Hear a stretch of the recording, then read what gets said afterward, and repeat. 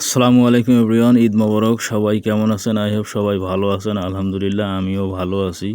তো দেখেন, রাতে টানা ভারী বর্ষণে আমাদের গ্রামের ফারাক্কাবাদ, মানে আমাদের গ্রামের যে মেইন রোড, সেই রোডের ব্রিজের কাজ রানিং ছিল। সেই কাজের জন্য মানুষ চলাচলের জন্য পাশে একটা বাঁধ নির্মাণ করা হয়েছিল, যেদিক দিয়ে মানুষ যাওয়া আসা করে। তো বৃষ্টির কারণে সেটি ভেঙে গেছে।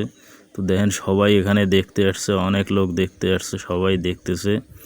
তো দেখেন কি একটা অবস্থা। আজকে ঈদের দিন মানুষ চরম একটা ভোগান্তির মধ্যে রয়েছে।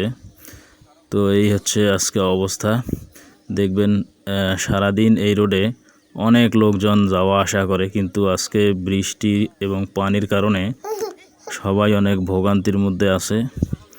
তো এই যে দেখেন, এখানে চারিদিকে মানুষ সবাই দাঁড়িয়ে দাঁড়িয়ে দেখতেছে। তো এই হচ্ছে বর্তমান গ্রামের অবস্থা। এই দেখেন, সাইকেল নিয়ে লোকটা পার হয়ে যাচ্ছে, তার কিন্তু অনেক কষ্ট হচ্ছে। এই দেখেন, একটা বাইক আসতেছে। তো এরাও কিন্তু পানির উপর দিয়ে এদেরকেও যেতে হবে। তো দেখি এরা কিভাবে পার হয়। তো এই যে এরা এখন নামতেছে, দুইজন বাইক আরোহী। তো দেখি এরা কিভাবে পার হয়। তো এই যে এরা বাইকটা নামাচ্ছে, একদম পানি এবং রোডটা অনেক কাদা। তো দেখি এরা কিভাবে পার হয়, দেখতে থাকুন। ভিডিওটা ভালো লাগলে অবশ্যই লাইক কমেন্ট শেয়ার করে দিতে ভুলবেন না। এই যে দেখেন, আসলে আজকে তো আকাশের যে অবস্থা, ঈদের দিন, তো আর একটু বৃষ্টি হলে কিন্তু একদম পুরোটাই তলিয়ে যাবে।